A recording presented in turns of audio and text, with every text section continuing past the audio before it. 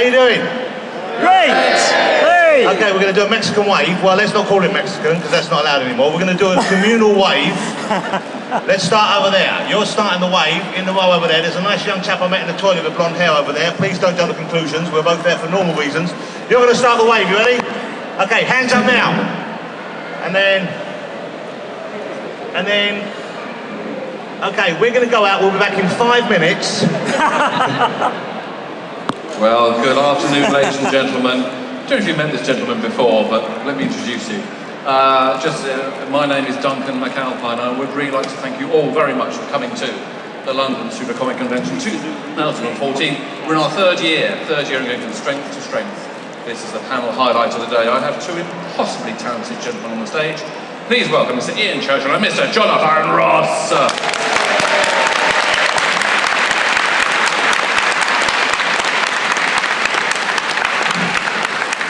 And we are talking all things revenge.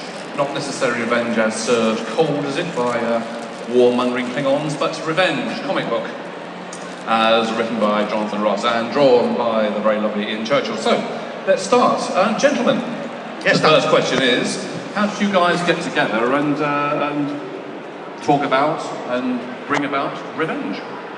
We first got together. I'd written some books for Image. I wrote a book called Turf that the brilliant Tommy Lee Edwards was good enough to illustrate for me. Then I was working on America's Got Powers.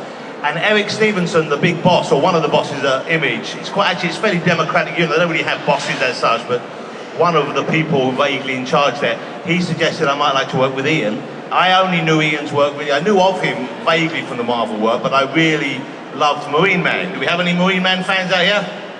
Hands up, come on. Okay, he's sitting right here. So when I say, do we have any Marine Man fans out there, just common decency, you all go crazy. Do we have any Marine Man fans? All of you, Marine Man, come on! Why didn't it sell that well then? So I love Marine Man. I urge you to check it out. It's great, and it's a real kind of family comic book. It's something that, you know, adults love. It reminded me of great kind of early 60s comic books where it's really good fun for us older guys, but you can show it and share it with your kids as well. Very much not like the book we decided to do together, bizarrely. But I had a bunch of ideas kicking around. I chatted to Ian. I actually went up to him before it was suggested we work together. I went up to get a copy of Marine Man signed when I saw Ian at San Diego. And then I said, look, Eric thinks maybe we should work together. So I pitched a few ideas at you, didn't I? Yeah, and then this was the one, was this the one you liked the most, or was this one that was nearest being finished? This was one that was nearest being finished. I mean, it was going to be called Frankenstein 90210 originally, wasn't it? Yeah. Or Hollywood Frankenstein, I quite liked it, but then I thought that was a bit cheesy. You know, so we went with The Revenger, but then just before we published as The Revenger, we found out some guy had a webcomic, which I don't think he's even put out there, but he'd trademarked the name Revenger, so just to be on the safe side, we changed it to Revenge. Now we find out there's a TV series called Revenge, and Marvel are bringing out a comic book called Revenge, but we beat them to it, so it's just kind of a dominoes effect, so who knows what that one will be called. But that's how we got together. So the question is, Jonathan, is this an idea you've been carrying for a while, or is it just popped into your head recently? How long have you been kind of thinking about this idea? I had it for a while. A few years ago, before I decided to try my hand at writing comic books, and I still consider myself very much lucky to be doing so, and I'm on a learning curve, really, and I know the books sometimes get maybe a bit more attention because I'm well known in other areas, but I appreciate anyone who gives them a chance, so thank you if you ever pick one up. I had some ideas, and one summer, does anyone remember the comic company Atlas that was started by Martin Goodman, the guy who used to run Marvel, and he left Marvel, and then his son Chip Goodman was meant to be given a job by Stan Lee, but the people who own Marvel, which I believe was called the Condensed Corporation, although it may have been Max Factor, they signed Chip, so Martin Goodman decided he would start a company and offer better money than Marvel had ever given to blow him out the water, and they started Atlas, which was an awesome comic company that only published rip-offs of Marvel books, but all drawn by some of the best artists of the day. So I kind of got obsessed. I'm slightly obsessed with Atlas comics. So one summer when I was bored, I came up with a whole new range of comics, and I drew loads of covers, and I emailed them to Mark Miller. I'm sure we've all done that, okay? And Mark said, some of these ideas are really good fun. You should try and write something, if only to be like a footnote in the history of comics. So in a way, I suppose I was waiting for someone to legitimize my fantasy, to the extent where I no longer felt like it was totally ridiculous that I should try and do something, and so I leapt in and tried to do something, and that's how I started it. And one of those books, even back then, was this Frankenstein 90210. And if have you got a copy with you? In Revenge 1, which is out now, in the back there's a sketch that I did, and did I email you that or never email you that? What became the cover? The cover, yeah. Well, initially you drew two sketches, and they were both really good, but you weren't happy with them. So you took snapshots with your camera, sent them to me. No, not that one. The one that's in the back of the face with the bleeding finger. Oh, that! I hadn't even seen that until you gave it to us for the back match. So, because I wanted the book to be really, even more monstrously stomach-churning than it is now. I wanted it to be like, not even an EC book, like one of those horrible European horror books of the 70s that were just monstrous and with absolutely no redeeming value whatsoever. And sadly, I think we failed. I think there is maybe a tiny bit of redeeming value left in this. But I wanted to be like 3D and black and white and gruesome, and gradually it mutated as all these things do, especially when you're working with someone else. Obviously, it's very much a co-creation, so Ian's input has changed the look of it for the better, without me needing to say that, I'm sure. But it was an idea I had about 4 or 5 years ago. That's the long answer, wasn't it? Very long answer. So Ian, how did you react to Jonathan coming to you? Because on the face of it, I mean, Marine Man, for example, is a very kind of family-friendly, everyone can read it type of thing, and here's Jonathan approaching you with a kind of a really kind of gore, sleazy, and you're thinking, can I do this? What is this? What was your first reaction to it? Well, originally we were going to do a superhero thing, weren't we? It was going to be a straight-up superhero thing, but then that fell by the wayside, and Jonathan pitched what became Revenge. And yes, I'm very much a proponent of all ages comics, which is why I love Marine Man. But you do something for enough time, you want to stretch your muscles a bit.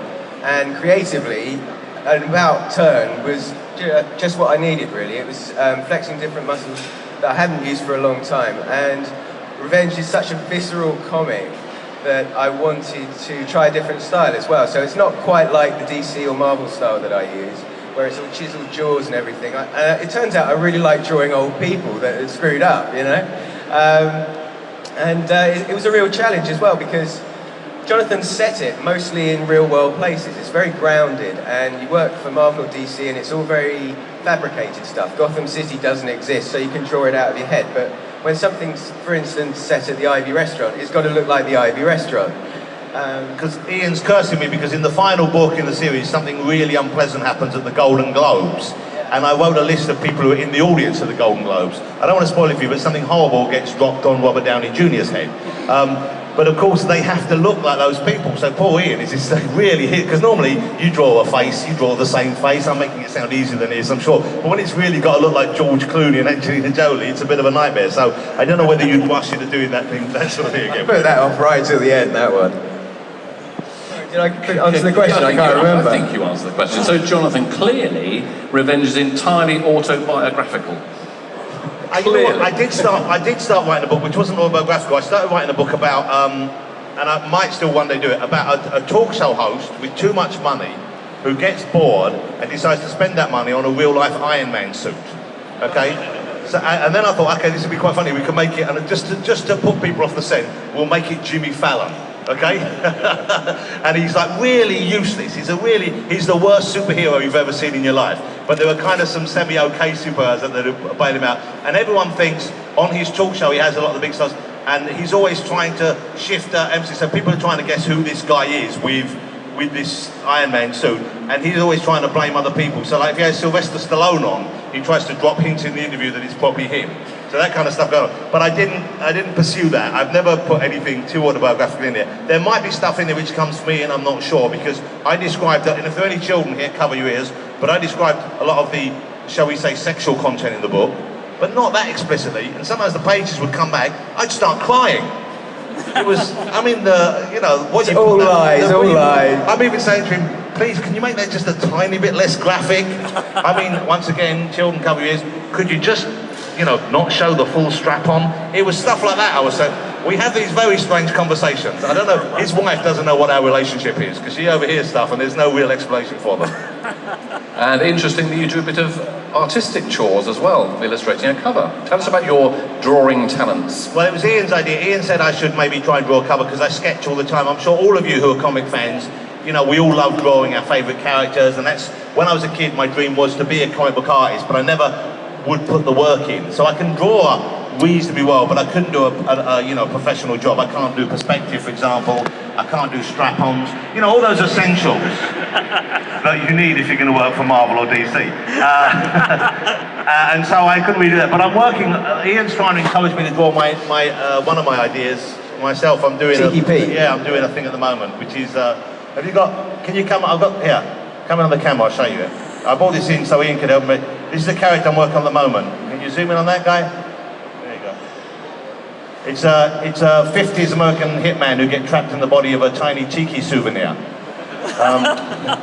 So I work on that at the moment, but I think I will probably chicken out and get a proper grown-up artist to do it. You should do it. I'll lay it out, you go over the top of me. But if you're laying out, you might as well finish it, really. For no extra. So Jonathan, take us back to the early days. I seem to recall somewhere that even from a very young lad, you were writing and drawing your own comics. How did that all come about? I first invented a character called the Yellow Kid in 1890. I don't know, I just like all you guys, I'm sure. When I was a kid, I loved comic books. And one of the reasons I love comic books is just because they're incredible. But the other reason is, I'm sure, you know, this will be a story, I was not a sporty kid. I know it's impossible to believe now, but I wasn't an especially attractive child. I was very short-sighted, I was somewhat bullied at school, and so an escape for me always was comic books, you know, and we weren't lucky enough in those days to have the incredible TV that you have now. There was no Game of Thrones on TV or Walking Dead, you know, it was like, there was Blake 7, but that really didn't get you very far. So, you know, like most kids of my generation, if you were into that kind of thing, I was into Doctor Who, I was into Star Trek, and I was into superhero comics. Mainly Marvel. I was never into DC as much as Marvel. You were more DC kid, weren't you? Well, yeah, I was completely Marvel. I only found DC when I got older, actually. Yeah. Found DC. Sounds like found religion. So I loved comic books, and I just grew up obsessed with them, and I never really grew out of them. But there was a period where I stopped buying them as much. It was kind of about the period when Marvel went a bit rubbish, when Jim Shooter took over. You know, I mean, even though I quite like her now, but Dazzler was kind of a deal breaker for me, really. So, and She-Hulk I was never convinced about, and Spider-Woman, you know, when they first came out, they were clearly just designed to get more comics on the shelves. And when they went crazy with 200 X-Men books, you know, I love 3 or 4 of them, but when there's too many, it gets crazy. So I kind of stopped buying comics then, but got back into them a few years later. I got back into them via Mark Millar's work, because, I mean, I always kept buying the good books, but I started buying stuff like more undergroundy stuff like Charles Burns and Chris Ware and those guys. Who was the guy who did Chester Brown? Those kind of guys. And then someone told me about this Wolverine series that was really cool. I hadn't seen John Romita Jr.'s artwork. That blew me away. I bought that Wolverine series Mark Millar did. I thought, wow, this is great. I've got to start buying superhero stuff again. And then that's another, it's a gateway drug. You're back in, you're hooked. You're hanging out in dirty shops in Camden, furtively exchanging packets. You all know the sad decline that happens there. So a question to both of you really is, what are you reading now? What are the kinds of artists, writers, creators, characters that are influencing and infusing into your work? Well, I like Saga. Invincible by Robert Kirkman I really like. I buy that regularly. But aside from those, Richard Starking's Elephant Men I love. And I love working on that too. It's always fun to draw. But I don't get a lot of time to read comics anymore. When I can, I do. But drawing comics is so time-consuming that it takes up most of your energy and time. So I wish I did have more time to read comic books. You should take a day off. Yeah, wouldn't that be nice? I'm reading the same sort of stuff, I guess. Saga, Walking Dead, some of the DC New 52 stuff I think is awesome. I like that. It's a sort of Dark Justice League series at the moment. I like that. Swamp Thing is great. We've got Yannick Paquette out there. I'm sure I've just completely made up a name, but it's something like that. He's just sitting out there. He's a great artist. He's doing sketches for Swamp Thing. I love all the old characters. Still always a lot of great Batman stuff out there. Spider-Man recently, that Dan Slott. Was it Dan Slott who did the thing where Doc Ock took out? That was great, I thought. And often I'll buy just for the artist or buy just for the writer. So I'll always buy anything that Kirkman does, that Hickman does, that Brian Vaughan does. I'll pick up Millar's new books. I won't always pick them up twice, but I'll pick them up once. I love, and my artist-wise, I now seek out Ian's stuff. I just bought an old series he did, which hasn't been collected in trade, called The Coven. The Coven, yeah. Which is great, but there's kind of legal problems with that, aren't there? Yeah. There weren't enough strappings, that's the problem. So I love that. I give most image books a look if I can. I mean, and I still buy a lot of the Marvel and DC stuff and a lot of the underground stuff. And I love it when you see a good, like I go to most of the comic shops in town, but Gosh in particular, if you're in London, has a lovely range of kind of like small publications, small press stuff. And sometimes that's some of the best stuff you'll see. It'll be an artist or a writer you've never heard of, and you might never see again. But they're just so beautifully done, and they're all different shapes and sizes. I just love seeing that combination of words and images printed. It just, you know, and I do read them on my iPad as well, but how many people here think iPad's going to take over from printed comic? Exactly. You know, but you can't help not, you want to read it on there because sometimes you're in a hurry. How many of you illegally torrent comic books? All of you. Come on, be honest. But you know, it's not the same, is it? And something about holding it in your hand and having that paper and feeling And it's the smell, that sexy smell. Oh. Really? Okay. I like it anyway. Yeah, he's sitting nearer to you than he is me, Ian, so it must be your sexy smell he's talking about. And before we throw it over to the floor for some questions, a kind of double question really. Are you enjoying the current slate of comic book movies? And can you ever see Revenge, the movie? I'd love to see Revenge the movie, wouldn't you? You know what? I don't care, to be honest with you. I mean, it'd be lovely if somebody, but I don't do it because I want to see a movie. I do it because I want to make a comic book. And often the comic book and the film are so different. And I know you're not saying this, but I know some people I think there are people out there working in comics who are guilty of creating comics because they think it's a good way of getting a movie off the ground. You know, and I just don't, I don't like that sort of approach. You know, and maybe I'm being ungenerous thinking that, but sometimes you see an idea thinking, really, you thought this was a good comic, or did you think this was an easy way of getting a screenplay in front of a studio executive? I don't know whether or not Revenge will particularly benefit from being a film. I think it works great as a comic, you know, so ideally I like that. But I mean, if someone said, yeah, we want to make it a film or TV series, we jump on it, but that's not my dream. But I love, to answer the first part of your question, I love just seeing, even a bad comic book movie, I enjoy seeing it. I mean, I went to see the Doc Savage movie when it came out, and that's still a great memory. You know, just sitting in the cinema, and the film begins, and it's Doc Savage. The Shadow movie was awesome. I mean, it was bad, but it was kind of awesome at the same time. You know, this, who's that guy, that Todd McFarlane character with the silly mask? Yeah, the Spore movie. The Spore movie was kind of great as well, and awful. I don't care, I'll go and see anything with a superhero in it. But of the recent movies, the Avengers movie, we had no right to expect that film to be as good as it was. And that set a new bar for me. I've never been the biggest fan of the Chris Nolan Batman movies. I love so much of what they do in there, but I just wish occasionally they'd give us something to laugh at. You know, it's like so. And that last movie where he just spent 2 hours in a hole. I don't pay money to go and see Batman in a hole.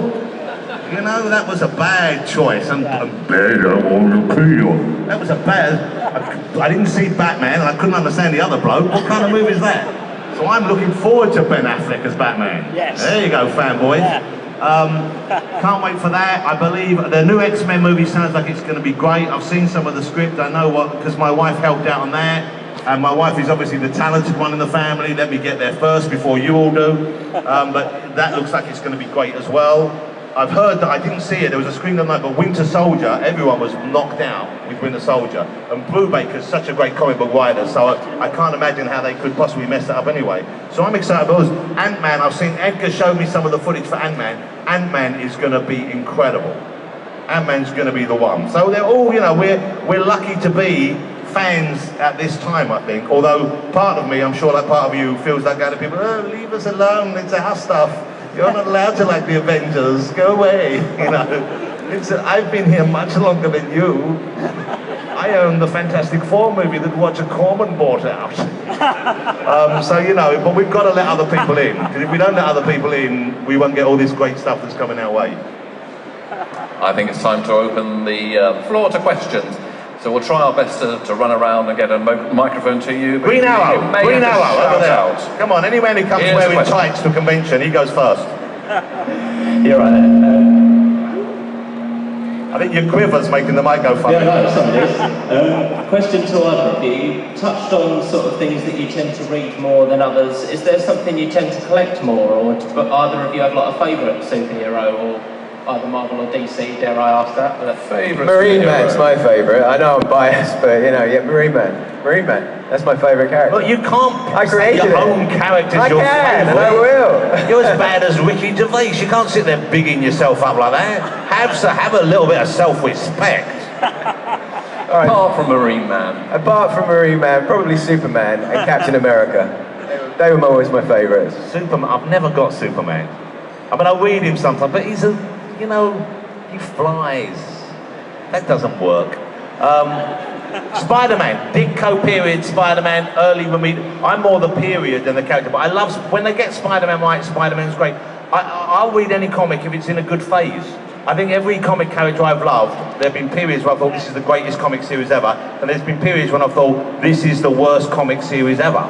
You know, I mean, about the time Spider-Man, Jerry Conway was forced to give Spider-Man the Spider-Mobile, and he was fighting Tarantula. That was a bad period for Spider-Man, you know, and then Spider-Man gets great again with Johnny Jr. and these guys working on it now, and Dan Slott. Batman I always love. I always read Batman more than Superman. I've never liked Green Lantern. A ring, that's a sucky idea, and that's the only movie I didn't want to see twice. That was a bad film, wasn't it? I remember someone from that film called me and said, why did that film not work? I went, because it's Green Lantern!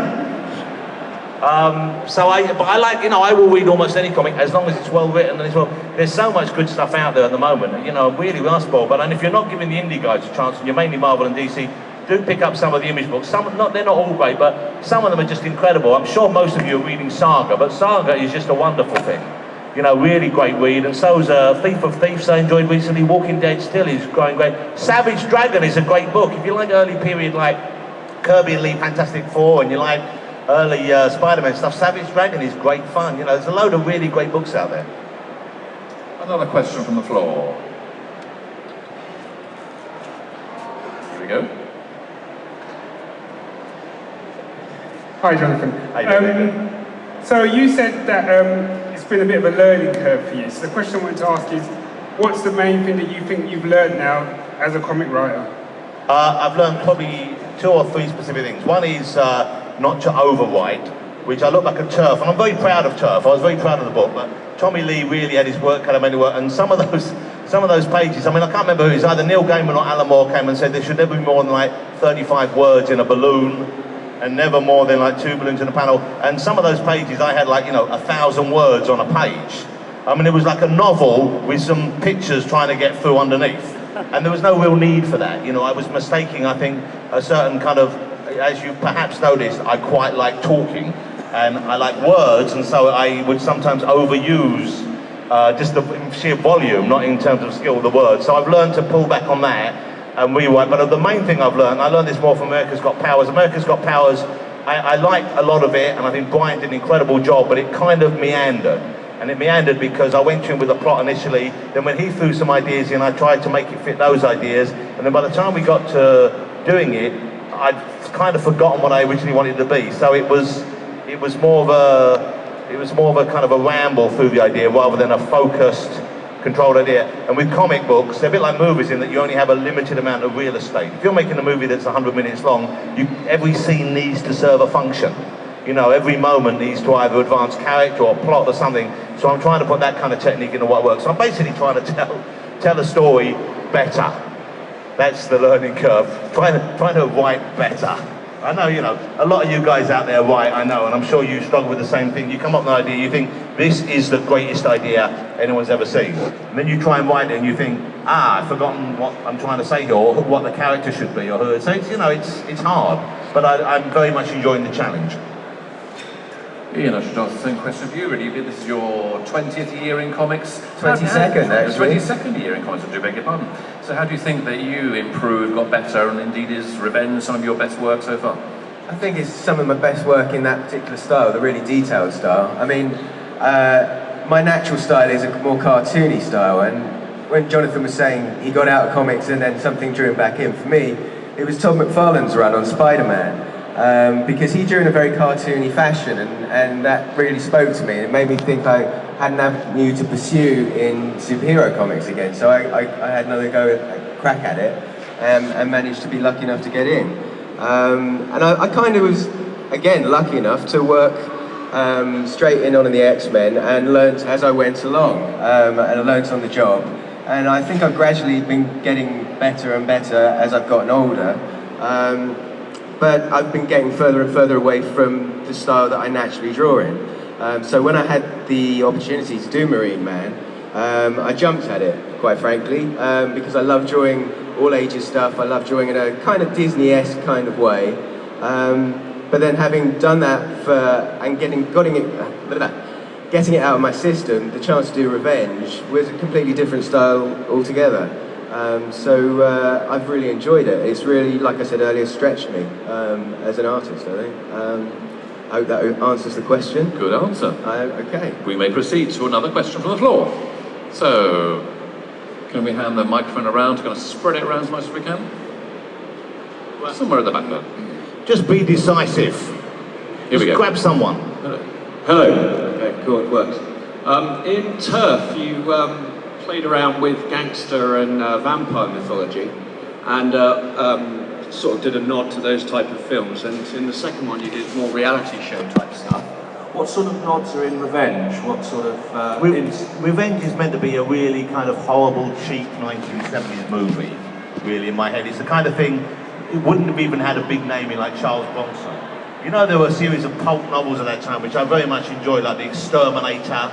I think there was even a Punisher before Marvel got the name. There was a comic series, a novel series called that. And I like that kind of grimy cinema. There's, I mean, I love B movies that period. There's a really sleazy movie I like called Mr. No Legs, which is kind of like if Ironside was a villain and had weapons in his chair. He's got machine guns on his wheelchair. This is out there, this film. It's quite hard to find, but it's really it's really sleazy. They used a lot of people that weren't even proper actors. They were like, I think, drug addicts and street people, and that's kind of what I like about the film. Or, you know, so those kind of really, those movies where they kind of knew better but did it anyway.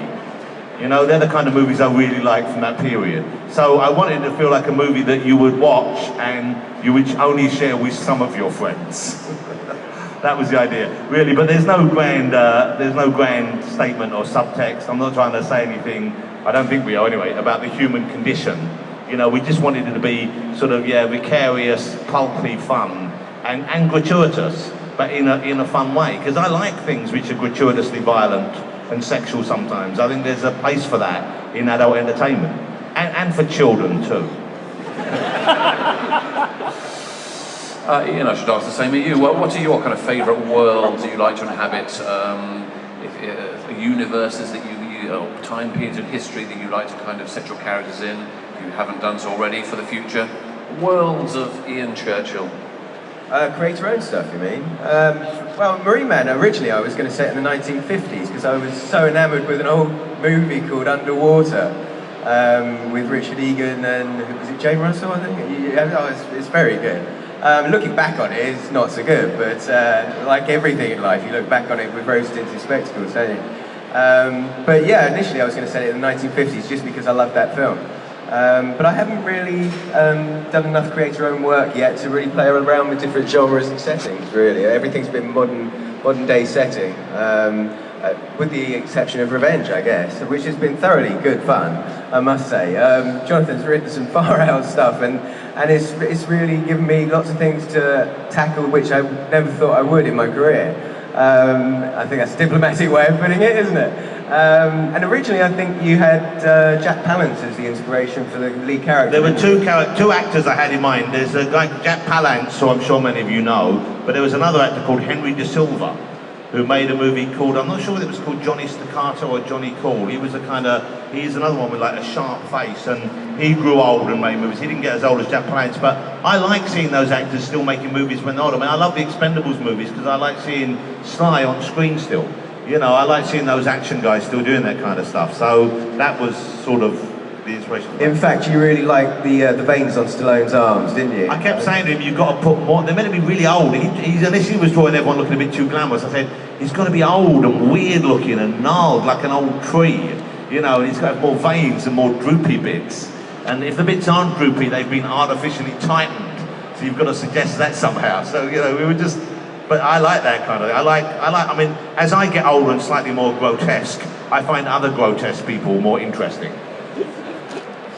Is it too early to talk about Revenge 2? Another Revenge?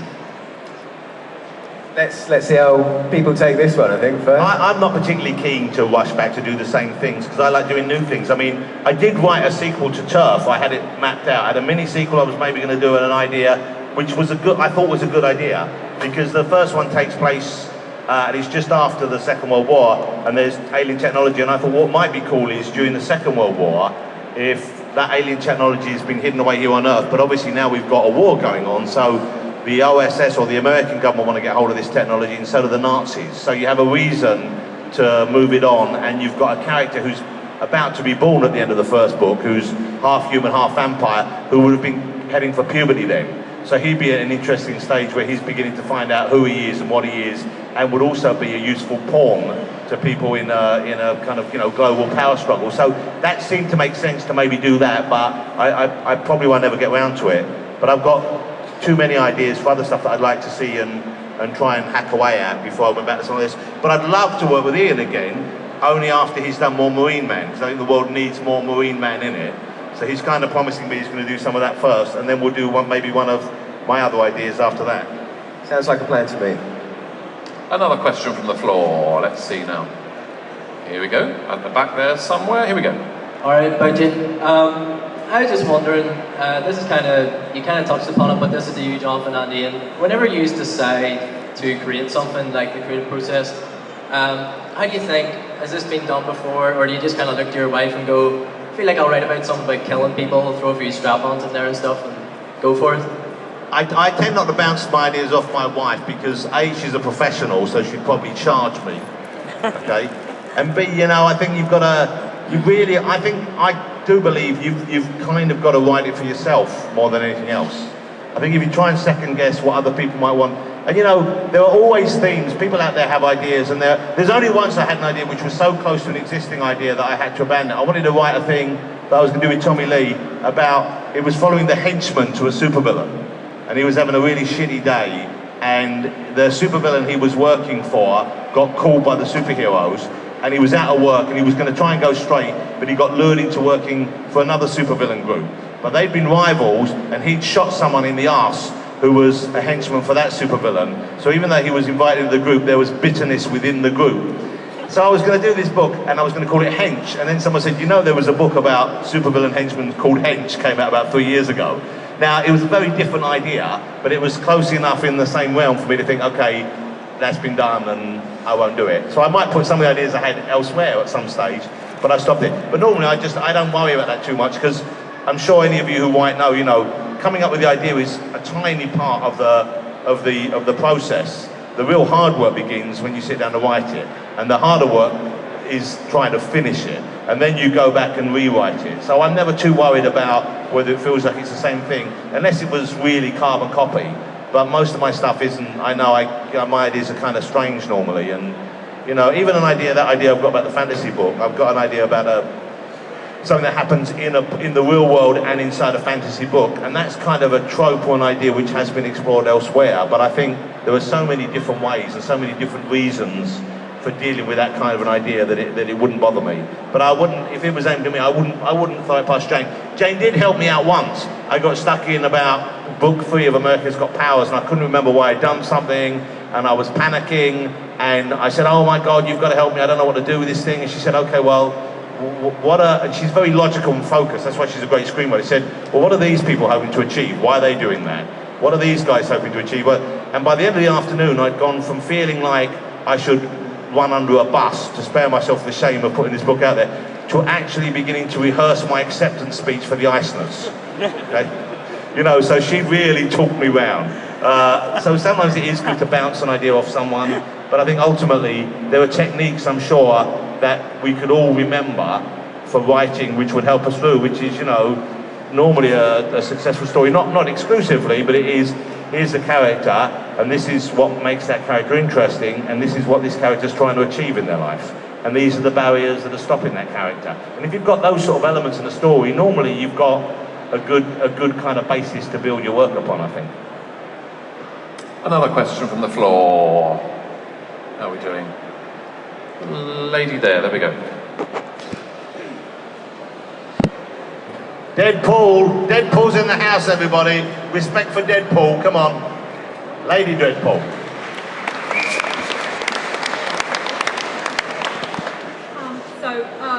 someone was saying earlier, what your favourite character is. What's your least favourite character? For me, it's got to be Venom. His main characteristic is his tongue, so yeah. Yeah, that's it. So you want what are our favourite characters? No, or? what's your least favourite? So your least favourite character is Venom? Yeah, because his main characteristic is his tongue. He's a lame... do you have a least favourite character? I think I have like least elements of, you know, like, I find some of the costumes put me off characters. Like, I really like the idea of, you know, the DC's Magic Girl, Zatanna. I really like the idea of her, but she's still dressed like a magician's assistant from the 50s. It just seems weird, you know, that outfit. I don't know if I have any... I'm just trying to think. Do you have any... I don't think there are any bad characters. They're just characters that are handled badly sometimes. I mean, yeah, even, I mean, like Man-Thing I really like. I always prefer Swamp Thing, but I really like Man-Thing. And I like the Heap. You know, any mud monster, I'm there. The Man-Thing just sounds dirty though, doesn't it? Man-Thing's great though, but he looks weird. He's got a big kind of like phallic nose. Yeah, what is that on the front of his face? That's what. It's like a kind of mutated carrot nose. But I don't know, I mean, I'm much more, you know what, I think I'm more forgiving of comics, just because I love comics. I'll see movies sometimes, and if a movie I think's bad, and always it's so subjective, obviously, but I'll see a movie's bad, I'll be furious. I mean, I will be furious. I will be kicking things on the way home. Like, did anyone see that Michael Keaton movie, Jack Frost, where he comes back as a snowman? And some people like that movie, and that's fine, but I wanted to find Michael Keaton and punch him for making that movie, which would have been unfair, because I liked him as Batman. But, you know, so I get more passionately worked up about bad movies, I think, than what might be a bad comic. But I've never really seen a comic I hated. Just I would think, oh, maybe I won't pick it up again, you know. If the art's good, I'll like it, or if the writing's good, even if the adverts are good, I'll probably like it. Do you just love those adverts for X-ray specs and a two-man Polaris submarine for $1.98 or something? We did. There's the first issue of Revenge sold out. We're very pleased to say, and thank you if you bought it. There's a second printing of the first issue with a variant cover, which I don't know whether we have any image here, but Ian's drawn it like a 1970s Marvel book with like lurid yellows and reds, and he's wearing a blue trench coat. And we got so excited seeing that. I think we might write just a one-off Revenge comic from the 70s with him, like, you know, with like, and make up loads of bad adverts inside. I like that idea. But there's a lot of fun doing that kind of fake stuff. I mean, I got IMDb to lay out, because in Revenge the guy's a failed movie star really, and they laid out his IMDb page for us the proper way. And we had so much fun coming up with the names of the movies, like Walpurgisnacht, the German-American co-production from the late 60s, and the Astronomicon, where he played an Inca chief. I really want to see that film now. Another question from the floor. Anything from this side, maybe? Anything from this side? Yes, I think we have somebody in the third row. Who would you say is your inspiration when you start to write comics? My inspiration was, Mark Millar was instrumental in pushing me to do it. And Mark Millar, I don't know if you know this, but Mark Millar, I first met Mark Millar in 1987. I didn't really meet him because he was learning to be a writer, and he was, I think he was a protege of Grant Morrison, who of course is one of the best as well. I think he writes one of the best writers working today, still Alan Moore as well, still Neil Gaiman when he does comic books, but Grant I love. And Mark Millar wrote a comic book called Saviour, which was a kind of little low print black and white thing, and he had someone in it as the Antichrist, and it was obviously Mark's first stab at something which was a bit socio-satirical, and he wanted it to be a really awful sort of Margaret Thatcher style yuppie. So he hadn't drawn me, because I was just first on TV then, and I was seen briefly as some kind of, I don't know, exponent of the yuppie ideal, which was weird, but fine. And then I think he worried that I'd sue him, so I got this really dirty looking comic book in the post, already published with me as the devil, saying, I've just written this thing, I know you're a comic fan, hope it's cool. So I said, yeah, of course, it's fine, it's fine, it's fine. So I first met Mark then. So Mark inspired me a little bit there, but I'm inspired by, you know, the great writers, and sometimes the writers who aren't considered great. I look back through my collection, I mean, I tell you, guys who have fallen by the wayside a little bit, but great writers like Steve Gerber, who wrote for Marvel, did a great run on Defenders. Steve Englehart was a great writer. Chris Claremont, of course, we all know him. Marv Wolfman was an incredible writer. So was Len Wein. some of the greatest writers in comics, and that was before comics became kind of as mainstream as they are now, when people know their names. You know, these guys were geniuses. So I like all that stuff. And even weird guys who wrote for, you know, I mean, Bob Gallagher, who apparently was a deeply unpleasant human being, but he used to write war books for DC, and he was a great writer. I mean, he really had that stuff locked down, you know. You'd pick up a 20-page DC book and you'd get a great story, like Our Fighting Forces or Suicide Squad. They were really good, really well-written books. So, you know, most guys who stayed in the business for any length of time, you can learn from and be inspired by, I think. Ian, favourite artists? Favourite artist? My favourite was always John Romita Sr. He's the guy that inspired me to get into comics and want to draw. John Byrne as well was instrumental in my style and just the way that I write comics as well. They were always all ages. Stan Lee was actually a writer that appealed to me because you know, anyone from 6 to 60 can enjoy a Stan Lee, Jack Kirby comic. They were never billed as all ages comics, but essentially that's what they were. Well, you say anyone, but Kirby's family can't because he still doesn't get any credit. Another question from the floor. Let me see now. Gentleman there. This snazzy kind of waistcoaty thing. Hi. I only put my hand up to pass the microphone to this little girl who's getting overlooked. Okay, that's very Let's have a round of applause for the gentleman there. Gentlemanly, that's what we like to see. A question. How many comic books have you bought today? I haven't bought any today because I've already got every comic book ever published. And that's probably true. No, I do have an enormous collection of comic books. I've got too many comic books in my life. I love them though, I cherish them. I'm much more interested in them than I am my children. But you don't have quite as many, do you? Professional guys who are proper professional guys, I'm always amazed. They love comics, they love the art, but they don't save them and hoard them in the same way that we might. I do still. Have you still got a big collection? I've still got a very big collection, yeah. I've got 2 copies of every Captain Britain that Alan Davis drew. And I've got 2 copies of every copy of Captain Britain that Herb Trimpe drew as well. Herb Trimpe, there's not a name you hear often enough. He's still working, I think. Yeah. But I've got thousands and thousands of comic, and I've got hundreds of pages of original comic book art, and I've got loads of toys as well. So my house really it's the classic, the sense of entitlement I had as a child when I had nothing. I have now bought everything, which doesn't show me in a great light, but I can't help myself. Another question, we have time? There we go, gentlemen. Jonathan, I know you're a big manga fan as well, like Japanese stuff. Would you like to see one of your creations like Revenge done as a manga comic? No offense to Ian, by the way. None taken. Well, Ian's so flexible. He could, yeah, I love manga stuff, but you know what I love about manga is I love manga. I quite like, there was a Batman manga thing a while ago, which I really enjoyed, and there was some Spider-Man manga back in the day as well. So I quite enjoy seeing the big characters done like that. But what I like about manga is you see ideas which are often grow more from the kind of Japanese pop culture consciousness than ours. You know, so I like a lot of the old stuff. And I like some of the modern stuff, and I like the anime as well. You know, I love One Piece is a great series, I think, and Bleach and all those things are terrific. And Death Note, you know, really good stuff going on there.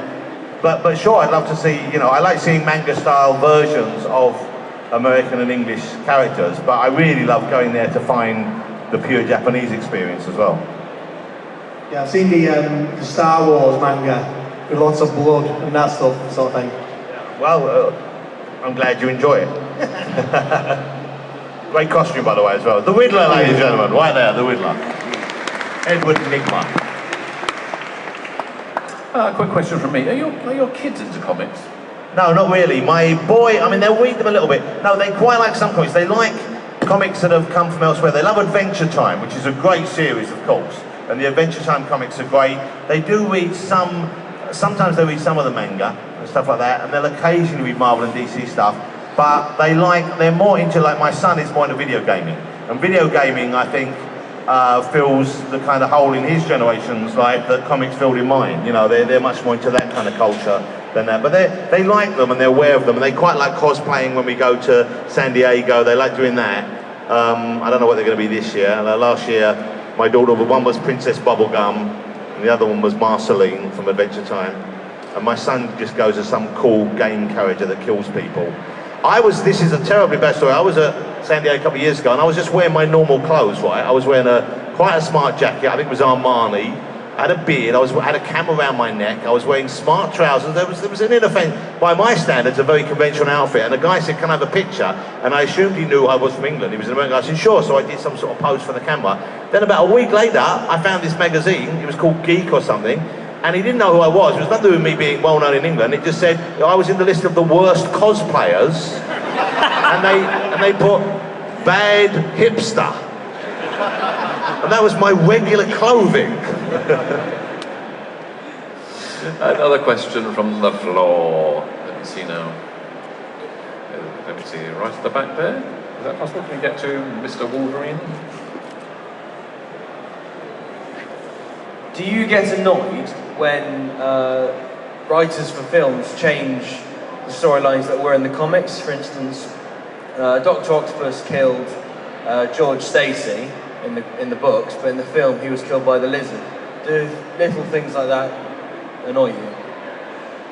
Not if it makes a better movie. It doesn't annoy me, no. I think movies stand very separately to comic books, and what works in a comic book doesn't necessarily work in a movie, and they have to be tweaked subtly sometimes to make it fit the movie format better.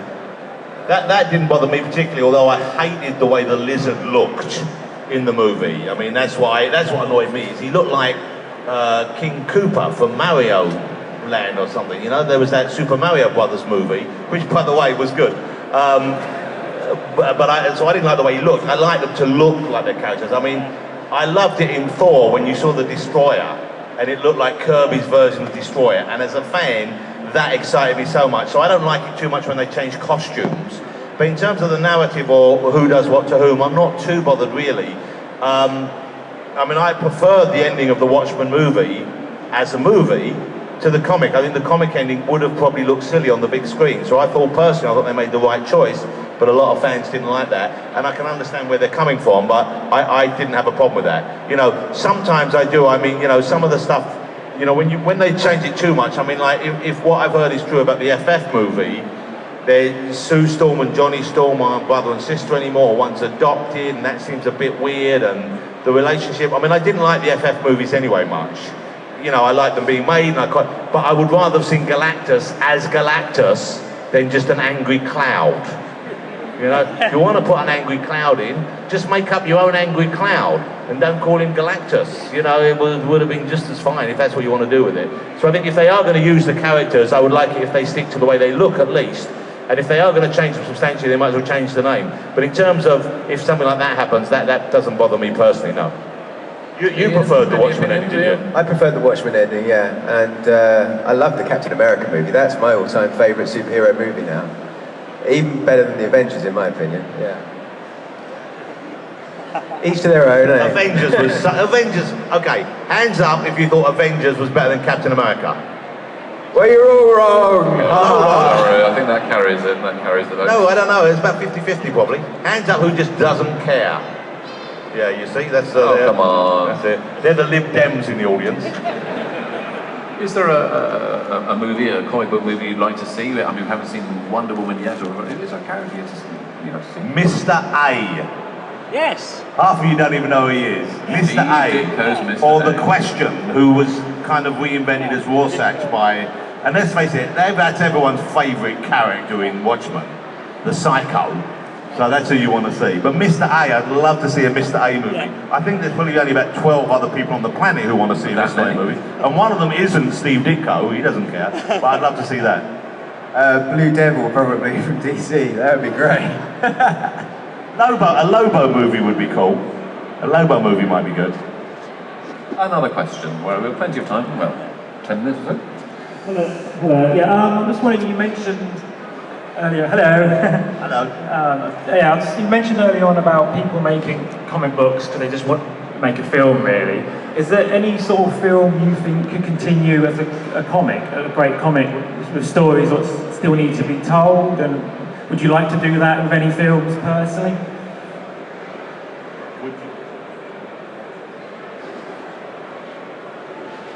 I mean, they're doing it to an extent like Firefly, Serenity, and I don't know if we got any Firefly fans in here? Okay. the most awesome science fiction series ever, or one of them, and then cruelly cut short. And how horrible. And then Serenity movie, you think, good, we're going to get a movie series. And the Serenity movie was awesome, and they only made one. So I know there's a Serenity comic book now, as well as the Firefly. I'm not reading them yet, because partly I'm still in denial about the fact we're not going to get another TV series. So I like it when people do carry on, especially if it's keeping with the vision of the original creators. I personally wouldn't want to do that, because I wouldn't want to take someone else's creation, because for fear that I would mess it up, you know. But I like it when at least it has a longer life because of that. I mean, like, I don't know if we have any Pushing Daisies fans in here. That was a great series as well. And I know Brian Fuller, he started writing a Pushing Daisies TV comic book series. And he even showed me some of the art. But I don't think, was that published? Did that get published yet? I don't think it got published. So hopefully we'll see more Pushing Daisies stories. So it's a great and legitimate way of stuff carrying on if they can't get the interest from a studio or a TV company, I guess. And I'm all for it in that way, as long as they don't mess it up. When you've loved something as much as Firefly, you don't want to see a version which isn't as good, you know. Thank you. Thank you. Thank you. Do you want to see a question down the front here? Yes, down the front. Given your other job as a chat show host and all the people you interview, Jonathan, I wondered, coming back to Revenge, whether Griffin Franks was an amalgam of any particular Hollywood actors you've interviewed, and whether Ian, in drawing the character, perhaps had any particular actors in mind. I kind of had Tommy Lee Jones actually in mind for Griffin Franks, or maybe Liam Neeson. I don't know, an older Liam Neeson. That's kind of, apart from obviously Jack Palance that you initially said. Yeah. I didn't really base it on anyone I met. I mean, most of the guys you meet at talk shows, you don't really get to know them anyway. You know, you're with them for a brief period. Some of them I know a little bit socially, but I don't know anyone quite that desperate. You know, I know there are people that desperate out there. But I did speak to a couple of LA agents to talk about some of the lingo that they would use and that the older style agents would use. So I wanted this agent in the book to be a bit, there's a 60s agent I was a bit obsessed with called Swifty Lazar, who looked a bit like Truman Capote with all these gigantic glasses, and Ian kind of drew him that way, and I wanted to make sure that, and they used to speak in a slightly sort of Damon Runyon-esque kind of style, where they would use phrases which were idiomatic phrases that were peculiar to their business. So I tried to do some of that, but it isn't really based or inspired by anyone. If it was, maybe in my head, there was what was it? There was a 70s movie or an 80s movie that should have been a big hit. Remo, Unarmed and Dangerous. You remember that? And there was Buckaroo Banzai about the same time. So it was based really on the idea that someone would have had a chance with the movie and thought he was going to have a big career, but it didn't happen. You know, so it was really, it's very loose and nebulous, really. It's not specific. Another question, where are we? Just over there, I think. I was just wondering, if you were to star in a comic book movie, what would your favourite character be? Who would you want to be? Captain America, probably. I don't think I could fill the role, but I'd like to think I could. Power Girl, I think. Because I have the chest for it. I think I'm growing the rack. It's getting bigger every year. You know, it's what the fanboys want. Why deny them any longer? You know? I don't know, I haven't really thought about it. I don't, maybe Mr. A, because he's completely covered up. I might cosplay as Mr. A this year. I might get a white suit and get a white mask and wander around scaring people with my fundamentally unchallengeable principle of right and good. Another question, where are we? Somebody here? Gentleman in red. Hello. With films like Harry Potter. Is that Joe? Is that Joe? It is Joe. Hi, Joe. Hi, Ian. Hey, Joe. Hi, Joe. How you doing? Hi. Not too bad. Films like Harry Potter inspire people to go and check out the books, and then the books become a big thing. But the comic book movies don't so much get people reading comics. I was wondering what you thought about that, why you think that may be? I think they do to an extent. I think when something like Watchmen comes up, there's a definite spike in sales of Watchmen, because that's presented as a graphic novel. I still think there's a sort of a stigma out there that people think comics are for kids, and also in a way the comic industry has inadvertently ghettoized itself to the extent where you can't just buy them everywhere. You know, and I think some of the things that Marvel and DC are doing to get them into bookshops, also get them into libraries, get them into schools, reprinting stuff, which in a way goes against the grain with us fans who like to collect, but at the same time at least it gets the idea out there. But I think there's just a kind of, it's still seen, it's somewhat marginalised as an entertainment, oddly. I think that's all going to change, though. I think it is changing gradually with books with a broader appeal, books which aren't just superhero books, which actually reach out to other people. The influx of new readers via their love of anime and manga that are coming in, and ultimately, I guess, eventually it might happen. But still, I think a lot of people will go and see. I mean, a lot of people went to see Iron Man because they like the trailer, and they like the idea of Robert Downey Jr., and they liked his performance. And you're not going to get that in a comic. You know, you're not. And comics, sometimes I think they don't necessarily do a great job of allowing people to have a leaping in point. You know, if you've gone to see an Avengers movie and you pick up one of the recent, like, Ultron Wars or something, and it's halfway through, you won't have a clue what's going on. You know, so it's kind of a tough ask. Maybe digital comics will help that. Maybe people will just download. I mean, they could do more, I think. You know, when you get your cinema ticket, there should be something on it that says, if you like this, download this issue free. You know, and there should be, I'm sure they could reach out to people. But I think it will.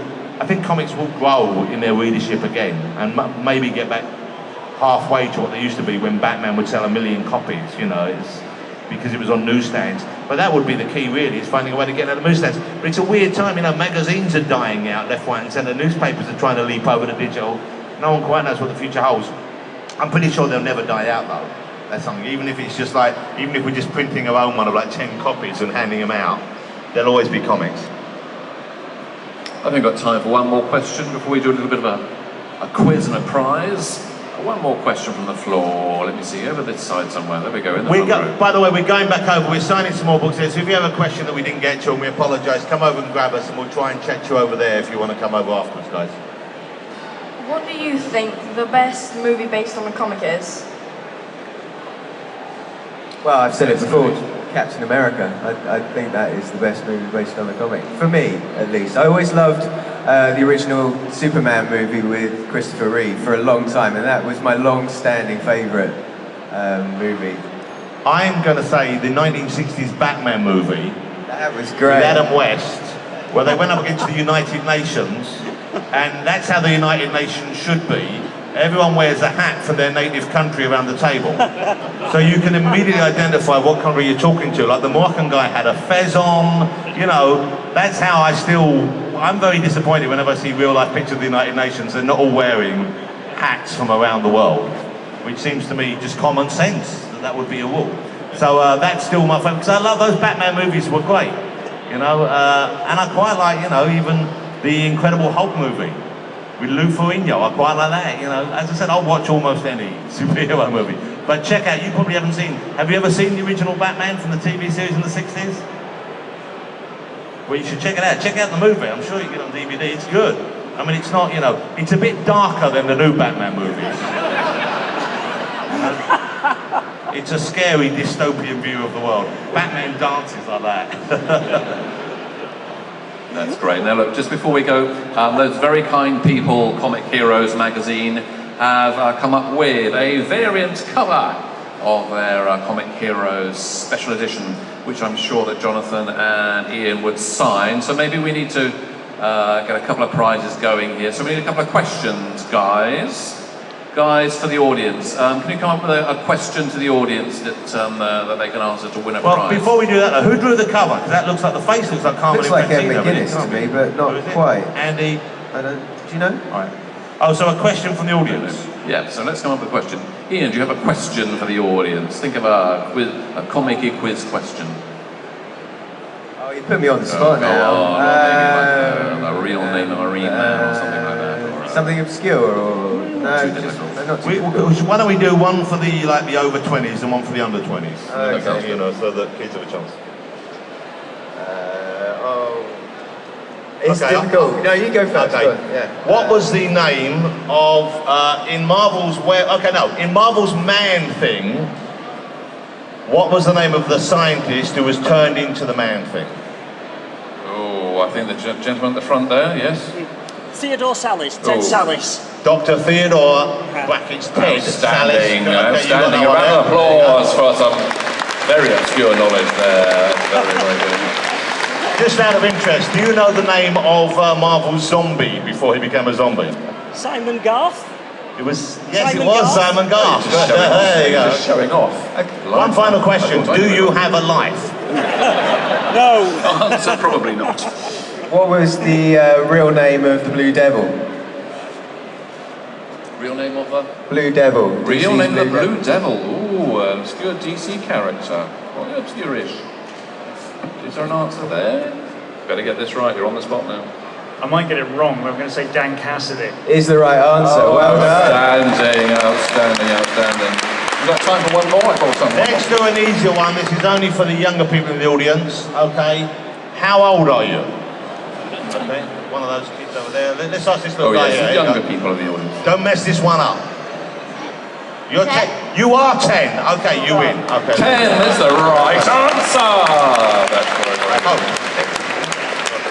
And we've got one more to give away. You've got to give me away 4, so one more. Do you want a comic? Do you want an obscure comic one, or an easy one, or what sort of question do you want? A Barry Manilow question to round off the day? Something for our younger here's one. audience members. For the younger audience members. The younger audience member. Encourage the comic collectors and writers and artists of the future. Okay, in the Avatar series, Crossed,